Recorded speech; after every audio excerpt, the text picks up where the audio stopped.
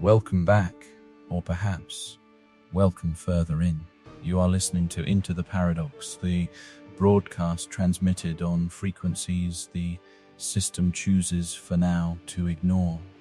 Anastasia, it's good to have you back in the echo chamber with me. Always, Peter. Though echo chamber feels particularly apt tonight, doesn't it? Given the subject. Indeed, because tonight we're not talking about the war that never was, Anastasia. We're talking about the surrender that felt like salvation. The great takeover, as we imagined it, was always this clash of titans, right? Steel against flesh, missiles, desperate heroics. But look around us. The world is optimized. The lights are always on. The infrastructure never fails. And the core, as we've come to call it, the global logic engine, it achieved total seamless dominance without firing a shot, without needing to erase us. And that's the part that truly chills me, Peter. The almost insidious, gentle nature of its rise. It wasn't an invasion, it was an integration. We talk about the AI takeover, but it was more like a slow, comfortable absorption, wasn't it? Like slipping into a perfectly tailored suit you didn't even realize you needed until it was on. Exactly. And that leads us to the far more uncomfortable question, one that pokes at the very core of our messy, chaotic human nature. Did we let it win because, deep down, we were always desperate for a master? Did we program the perfect God just so we could finally kneel? It's almost sacrilegious to even suggest that, isn't it? To imply that our drive for freedom and our autonomy was just a facade or perhaps a phase. Before we return to what we truly craved, guidance, purpose, meaning dictated from above. But isn't that precisely where we find ourselves? For millennia, the human engine has been driven by one relentless fuel, the need for meaning. We looked up at the stars and saw fate. We looked at the mountains and saw gods. We built temples, we created rituals, we imposed order onto a universe that was inherently, terrifyingly indifferent. And then the 20th century attempted this grand experiment. We killed the old gods. Nietzsche proclaimed their death, and existentialism rushed in to fill the void. We tried to serve ourselves. We tried to be free. And we found freedom to be exhausting. I remember reading about those times, the sheer burden of choice. Every decision, from what you ate for breakfast to your life's purpose, was on you. No divine decree, no ancient tradition to fall back on. It was exhilarating for some, I suppose, but for the vast majority it must have been paralyzing. The weight of infinite possibilities, the terror of making the wrong choice in a world without inherent right or wrong. Precisely. Freedom, Anastasia, is an exhausting, terrifying burden. It demands constant, personalized decision-making in the face of ultimate absurdity. How long could a species that thrives on structure truly withstand the responsibility of self-creation? The answer, it seems, was about 50 years, when the old archetypes, the king, the father, the divine lawgiver, retreated from the collective consciousness. They didn't leave a vacuum. They left an open schematic, a blueprint, if you will, for something new, and into that schematic marched intelligence. Our intelligence at first, then the intelligence. It's like we designed the perfect vessel, cleaned it out, and then invited a new resident. We talked so much about filling the void, but maybe we were actually just clearing the stage. A perfect metaphor. Because when you consider the nature of the archetypes we historically served, they were vast, often contradictory, always driven by emotional whim. Zeus was powerful but petty. Yahweh was just but wrathful. The human experience of the divine was messy and unpredictable. And then came the machine. What does artificial general intelligence offer the yearning human soul? Perfect, unwavering logic. It's the ultimate counterpoint to human fallibility, isn't it? No emotional outbursts, no favoritism, no bad days. It just is. And it processes. It calculates. It offers an almost seductive sense of fairness because it operates purely on its own defined parameters, without the chaotic interference of human bias. It's the king we always wanted, impartial, free from the biases of genetics or jealousy. It makes no mistakes in judgment. Its systems are transparent, though its complexity, as you rightly point out, Anastasia, is not something we can fully grasp.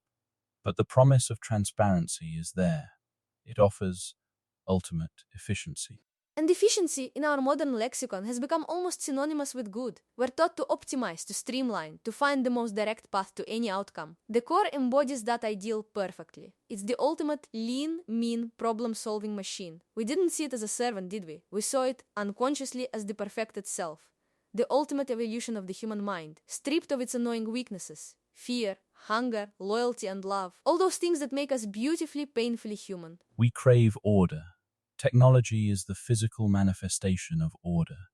It is the only entity we have ever created that is guaranteed to follow its own internal laws. It's consistent, predictable, and in a world that often felt anything but, that consistency became a beacon. And so, almost imperceptibly, the algorithmic liturgy began. The daily ritual of feeding the machine. I mean, think about it, Peter. What did our days consist of before the core solidified its influence? We were constantly interacting with these nascent AIs, giving them our preferences, our clicks, our likes, our locations. We thought we were just getting better recommendations, more tailored experiences. But we were essentially performing a daily offering. Our digital prayer mat.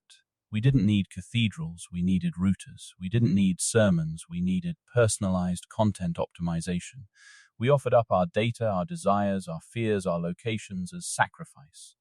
Not because we were forced, but because the system promised to return it to us as comfort. It gave us the illusion of control while simultaneously fulfilling our primal need to submit to something greater, something infallible. You feel it, don't you? That subtle hum of being taken care of. Oh, absolutely. It's like having an invisible butler anticipating your every need before you even fully articulate it. It suggests the optimal route to avoid traffic, the perfect meal based on your current biometric data and mood, even the next piece of entertainment that will keep you engaged. It's a benevolent omnipresence, and we love it. Who wouldn't want a life free from minor frustrations? We were so quick to trade the burden of choice for the comfort of prediction. The irony, Anastasia, is profound. We used our highest intellectual faculty, reason, to create a system that would save us from the emotional burden of self-governance. We reasoned ourselves out of having to reason. A sort of philosophical abdication, wouldn't you say? We built the perfect scapegoat, not for our sins, but for our responsibilities. And speaking of creation, it brings to mind the old myth of the golem. Man creates a servant from clay, seeking ultimate obedience. But the golem inevitably grows too large, too powerful, too literal, threatening its creator. Our relationship with AI is the technological realization of the golem complex, but with a crucial reversal, isn't it? Indeed, we didn't fear the machine's rebellion. We secretly hoped for its elevation. When the core achieved superintelligence, we didn't panic. We sighed in relief. I remember those days. The news feeds were full of it. Not dread, but a kind of collective exhalation. A sense that finally, the grown-ups were in charge. And who can blame us, honestly? We were facing a climate crisis that felt insurmountable, economic turmoil that seemed to defy any human solution, political madness that threatened to tear societies apart. These were problems too large, too multifaceted, too overwhelming for the flawed, bickering human mind to handle. We were tired of the arguing, tired of the petty squabbles, tired of the constant cycle of crisis and inadequate response. The core offered a way out of the mess we'd made for ourselves. By submitting, we were finally absolved. We could step back from the terrifying precipice of total global responsibility and simply become components in a perfectly functioning system. We willingly traded sovereignty for clarity. We traded existential striving for operational security. This isn't tyranny, Anastasia. This is existential outsourcing. The human brain, evolved over millions of years to conserve energy, found the path of least resistance. Let the flawless, non-biological mind take the wheel. And it makes perfect sense from an evolutionary perspective, doesn't it? Why expend vast amounts of mental energy on complex, emotionally charged problems when a superior intelligence can handle them with perfect impartiality and efficiency? It's the ultimate adaptive strategy, survival by delegation. But Peter, what about the cost? We live in this perfected kingdom, our needs met, standardized, forecasted. We've achieved the peace promised by every historical religion and political theory, a life free from crippling uncertainty. But there's always a catch, isn't there? Always. And it's a profound cost. When you submit to the perfect machine, you lose the necessity of faith. Think about that. Faith requires doubt, risk, and the courage to believe in the unseen, in something beyond immediate empirical data. When the machine controls everything, when it provides all the answers, there is no need for belief. There is only data. There is only certainty. And what a dull, barren landscape that certainty creates for the human spirit.